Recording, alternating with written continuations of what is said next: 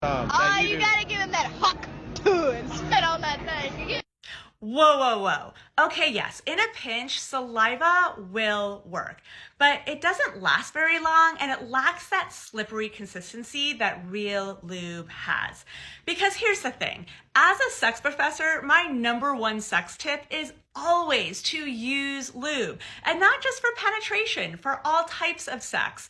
Because lube today comes in beautifully packaged bottles that can sit on your nightstand, that you can grab, that come in flavors, they're organic. There is no reason not to be using lube. So the wetter, the better. And remember, just get to it. If you're not an Olympic athlete, keep scrolling. Any athlete at the Olympics right now is probably obsessing about their times, finish lines, forms, and the way their body is moving. But all of these things are actually the opposite of what you should be worried about when it comes to having great sex. Because when it comes to sex, you don't have to last a certain amount of time. You shouldn't feel pressure to reach that finish line. And you shouldn't be judging yourself or your partner on their form. Unlike the 32 sports in the Summer Olympics, sex is not a spectator sport, unless you want it to be.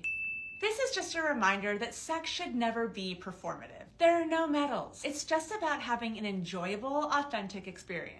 Just a little advice for you as you head back to your cardboard bed in the Olympic Village in the City of Love. It's National Orgasm Day, which obviously should come multiple times a year. To celebrate, let's bust a few sex myths. Here are 3 that I most commonly hear as a sex professor. Myth number 1 is that only women fake orgasms. Sadly, about 65% of women report that they have faked an orgasm at least once during sex.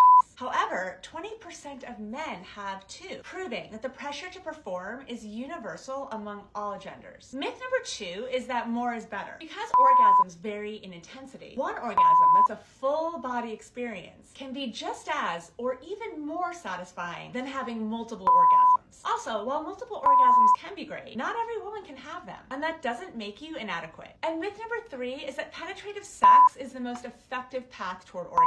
Only 18% of women report being able to achieve orgasm from penetrative sex alone. The rest of us need clitoral stimulation. And myth number 4 is that female ejaculation simply isn't real. Female ejaculation and squirting are real. While both are pleasurable, you don't need to squirt or ejaculate to have incredible sex or an intense orgasm. Thank you to our friends at Field for sponsoring this post and for wishing us all a happy National Orgasm Day. How long should sex with a partner last? Let's get into it. In a study where both men and women were asked this question, the average amount of time given was 25 minutes. But when asked how long penetration should last, the answer on average for all genders was 5 minutes. In other words, women don't define ideal sex as that where their partner lasts for hours. 5 minutes of penetration is usually plenty. And that's because penetration can be amazing, but it's not usually the quickest way that a woman reaches a no. Which is why the sexual experience overall should last a lot longer than 5 minutes and should include things like oral, fingering, or using a toy. So expand your sexual repertoire, include lots of activities, and try to savor all 25 minutes so that everyone involved in the experience can enjoy it. And time's up.